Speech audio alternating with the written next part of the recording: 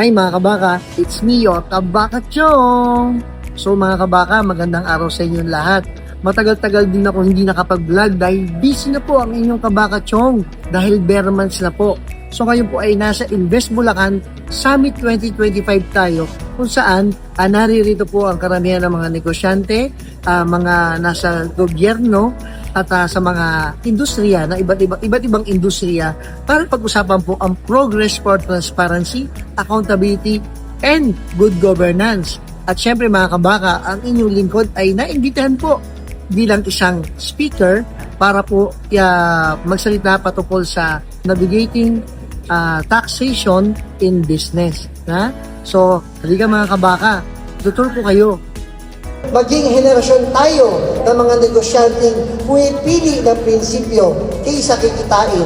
Henerasyon ng mga leader na inuuna ang disiplina kaysa sa pandaraya at ng mga Pilipinong inuuna ang bayan bago ang sarili. Sama-sama natin itaguyod ang isang Bulacan na tapat, isang negosyo na responsable at isang Pilipinas na maunlad dahil makatarungan. At para successful at manavigate natin mabuti ang taxation kahit nakapikit, dapat sa simula pa lang, do it right. Mabuhay ang lalawigan ng Bulacan, mabuhay ang mga Pilipino na tunay na nagmamahal sa ating inang bayan. Mabuhay po ang Pilipinas. Magandang hapon po sa inyong lahat. Thank you so much, Mr. Raymond Fernandez. Mga kabaka, ang Invest Bulacan Summit ay pangunahing pagtitipon na nagpapakita ng lakas at potensyal ng ekonomiya.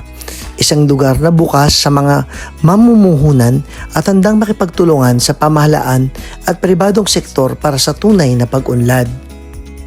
Sa temang Progress for Transparency, Accountability and Good Governance, pagtutuunan ng summit ang mahalagang reforma at oportunidad upang makabuo ng isang mas tapat, bukas at matatag na ekonomiya. Ang inyong Kabaka Chong ay nagbahagi ng matapang na paninindigan para sa integridad, laban sa suhol at katiwalian at mga programang nagtataas ng kamalayan sa tamang pagbubuwis ay lubos na umaayon sa layunin ng summit. At syempre, hindi mawawala ang mga kaupal sa eksena. Syempre, full support ang ating Vice Governor Alex Castro.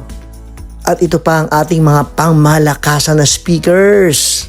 Nagbigay ng welcome remarks ang Chairman ng Bulacan Chamber of Commerce, Miss Ofelia Mangulabdan. At syempre, nagbigay din ng overview ng summit ang ating Presidente ng Bulacan Chamber of Commerce, Miss Corina Tenco Bautista. At syempre, nagbigay suporta ang aming ikalawang ama, Vice Governor Alex Castro, patungkol sa transparency, accountability, at good governance. Sinimulan ng ating former COA Commissioner Heidi Mendoza ang panayam. At sinundan ng ating Undersecretary Lea Grace B. Salcedo ng ARTA o Anti-Red Tape Authority. Marami rin akong natutunan sa aking idol, si Miss Maria Cielo Magno, isang economist at steering committee ng Open Government Partnership. Siya ay isang propesora sa UP School of Economics. Ang saya! At ang hindi ko inaasahan ay may panel forum pala. At nasa gitna pa ako kasama ang ating Mayor Magalong at tatlong matatalino at magagaling na babae sa pangunguna ni Ma'am Lucy Cruz Valdez, isang journalist. Tinanong ba naman kami? Buti na lang at kahit papano may confidence sumagot ang inyong Kabaka Chong. Sa nais makarinig ng aking speech, ilalagay ko to sa susunod ko na vlog. Paano mga kabaka? Sa lahat ng ating ginagawa para maunlad ang ating bayan, do it right! Bye!